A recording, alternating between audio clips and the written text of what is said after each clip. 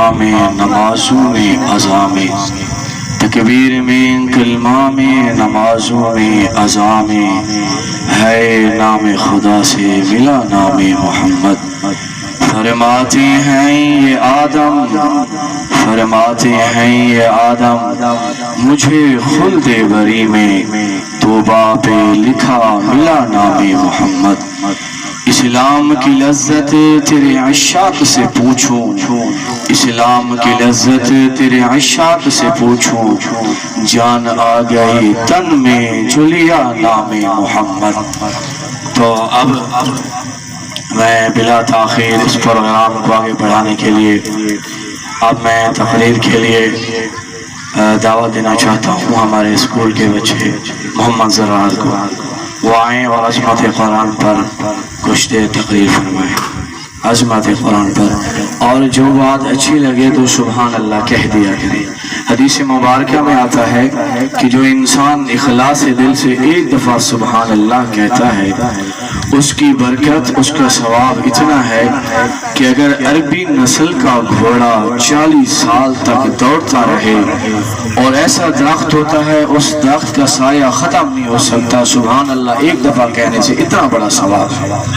تو جو بات اچھی لگے، قرآن مجید کی محفل ہے، بابرکت محفل ہے، تو سبحان اللہ ضرور کہہ دیا کریں۔ سبحان اللہ۔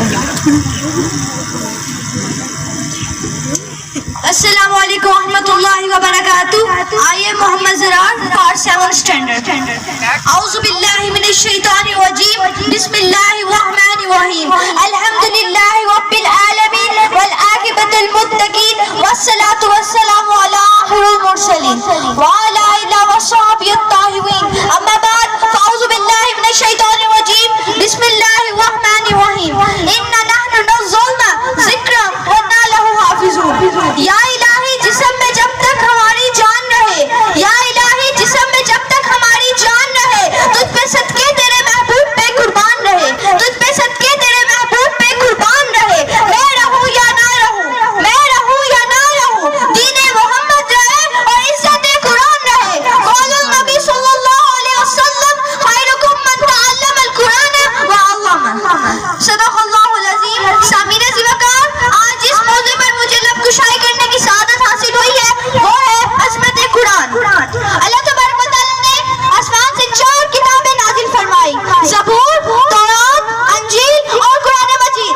سامعین وقار، اللہ تبارک و تعالیٰ نے جب زبور نازل فرمائی تب اس کی حفاظت کی ذمہ داری نہیں اٹھائی۔ سامعین وقار، اللہ تبارک و تعالیٰ نے جب تورات نازل فرمائی اس کی حفاظت کی ذمہ داری نہیں اٹھائی۔ اللہ تبارک و تعالیٰ نے جب انجیل نازل فرمائی اس کی حفاظت کی ذمہ داری نہیں اٹھائی، لیکن جب اللہ تبارک و تعالیٰ نے قرآن مجید نازل فرمایا تب اس کے ساتھ اس کی حفاظت کی ذمہ داری بھی اٹھائی۔ اللہ تبارک و تعالیٰ فرماتے ہیں انا نحن نزلنا ذکرا وانا لہ حافظون۔ اللہ تبارک و تعالیٰ نے فرمایا میں نے اس کو نازل قرآن مجید کو نازل فرمایا اور اس کی حفاظت میں خود کروں گا۔ یہی وجہ ہے کہ 10 سال کا بچہ بھی قرآن مجید کو زبانی یاد کر لیتا ہے، اور حضور صلی اللہ علیہ وسلم نے فرمایا خیرکم من تعلم القرآن وعلمہ، جو شخص قرآن مجید پڑھے اور دوسروں کو پڑھائے۔